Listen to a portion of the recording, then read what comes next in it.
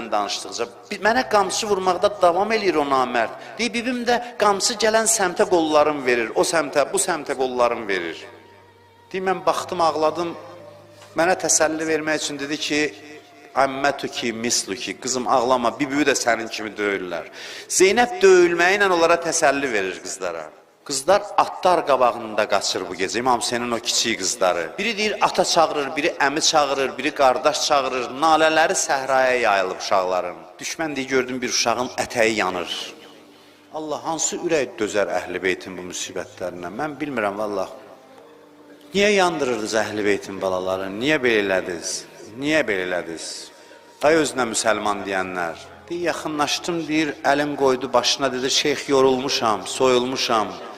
Heç nəyim yoxdur, çox döyüblər məni. Deyir, yox, mən gəlmişəm ətəyimin odunu söndürəm. Deyir, odu söndürdüm, deyir, mənə baxdı, dedi, sudan yanıram, su var yanımda. Deyir, çıxartdım, su verdim ona. Deyir, gördüm, gedir xeymələrə tərəf, çadırlara tərəf.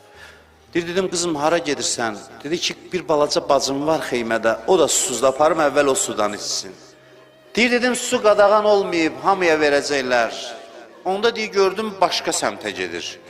Baxdım, gördüm, gedir qətligaha tərəf. Getdim, dalıca gördüm, getdi atası Hüseynin cənazəsinə tərəf. Suyu uzatdı ona.